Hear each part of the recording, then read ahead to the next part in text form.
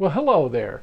Today I'd like to take a look at my, hard to believe, 38-year-old Amiga 1000, or also known as simply the Commodore Amiga. I've had this in the box for at least 20 years, haven't touched it. I've owned it for 25 years or so, so I've had this computer for a long time. At one time it was my personal daily computer that I used in my early 20s. But I'd like to pull it out of the box, plug it all together, and see if it still works, and talk about some of the things that made the original Commodore Amiga such a wonderful computer. I am Sean, and you're watching 300 Baud. With that, why don't we get started?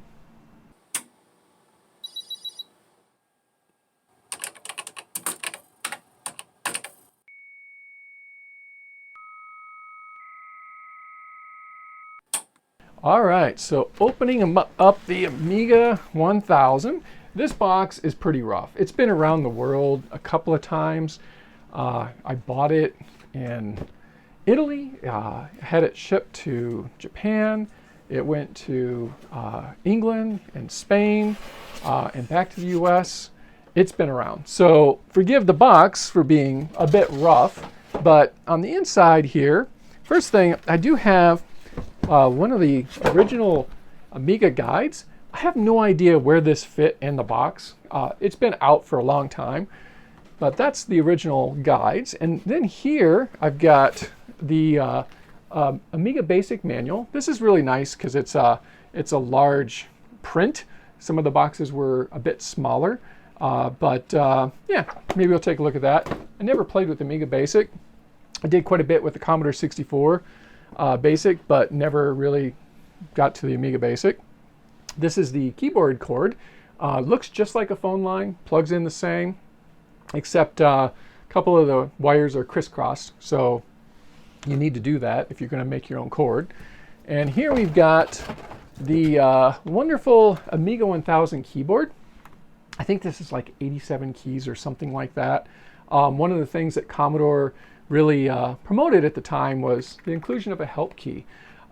This keyboard is probably one of the best quality keyboards you can get for the Amiga.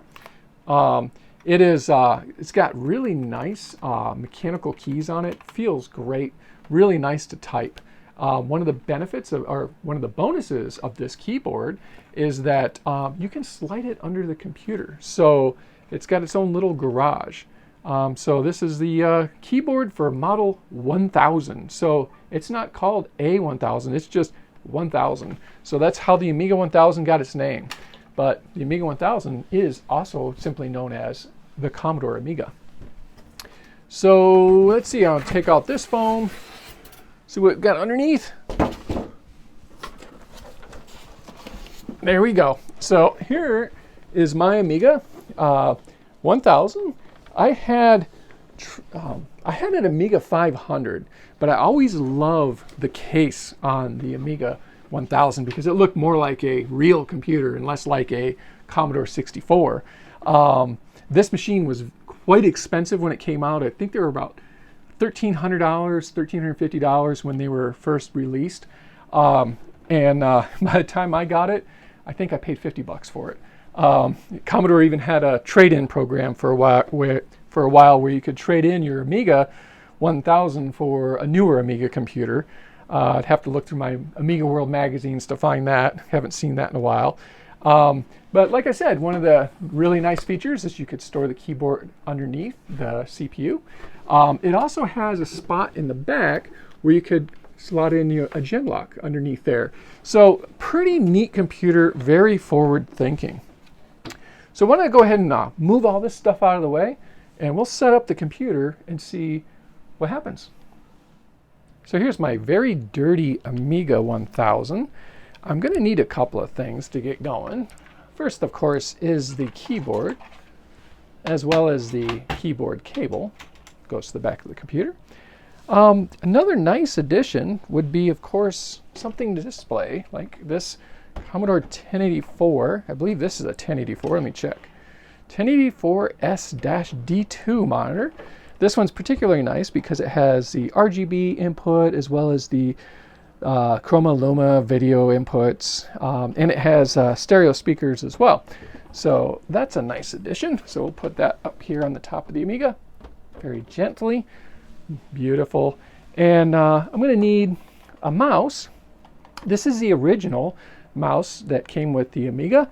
This, you'll notice, the plug has an L shape to it, so that it plugs into the side of the Amiga over here, and it remains flush. You can use a standard Amiga mouse, and they look exactly the same, except your mouse cable will be sticking out. So this is a nice thing to have. And I'll need something to connect the audio, so just a standard left-right RCA type cable. And I'll need something to connect the video. So this is my RGB Amiga video output. So this will go from the back of the computer to the monitor. So why don't I go ahead and get this thing plugged in, and let's see how it goes. So I believe this goes into port 1. And your joysticks would go into port 2. You just plug it in, nice and flush.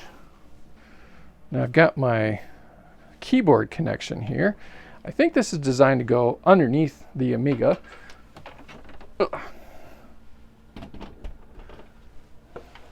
To the back of the computer.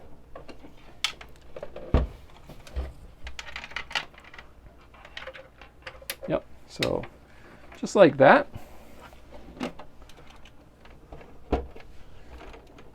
What a clever design. Now, this should plug in over here. Oh, nope, it's all the way over here. So let's just plug that guy in right there. Now my keyboard can slide under the computer. Isn't that nice?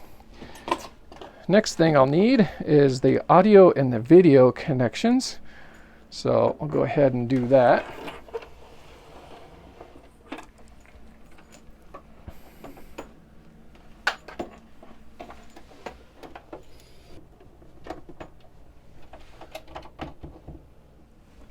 Plug this into the monitor. So we have our audio left and right. Looks like it's top and bottom.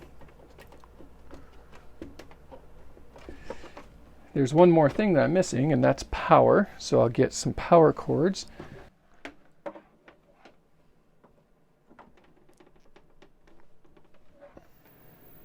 Okay, here's the moment of truth.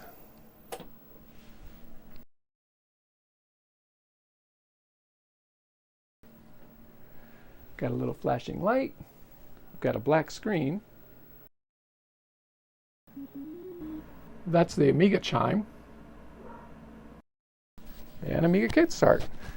And my disk drive's clattering, so it's waiting for me to install the Kickstart disk.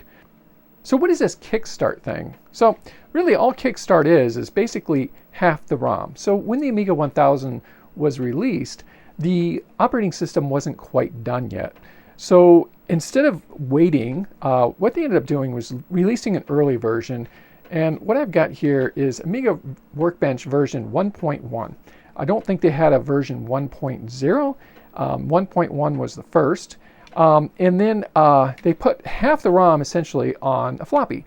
So what the Amiga 1000 has is 256 kilobytes of RAM, so 4 times the amount of the Commodore 64.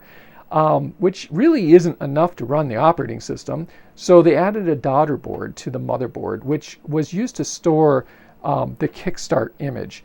So what we do is we put a Kickstart disk in here, and it'll load up the missing half of the operating system.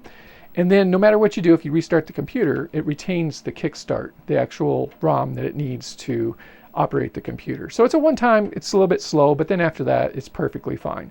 So this is just wonderful. It makes me so happy that this Amiga still works. So let me see if I can scrounge up a Kickstart disk, and let's see if we can get an operating system up and running. So when we put Kickstart in the Amiga,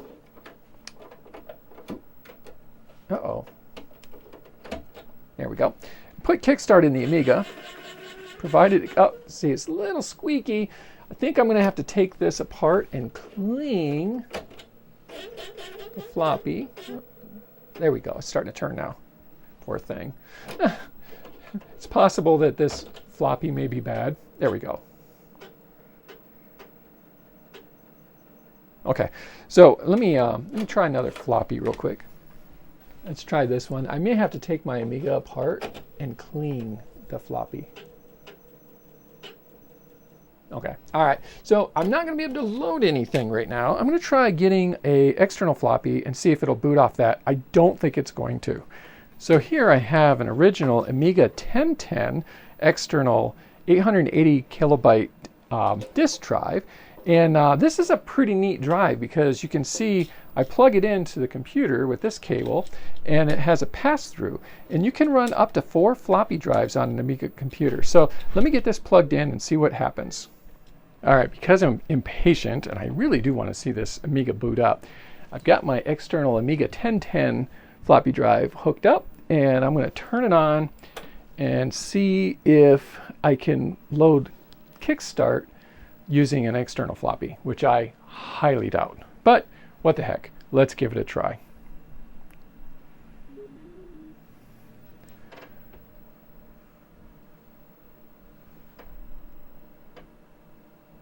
Okay, I'm clicking here, but I'm not clicking over here. So that's telling me the operating system is not going to look for a Kickstart disk over here, which it's not, unless this drive is bad, which it's possible, but I know it worked at one time. So anyhow, I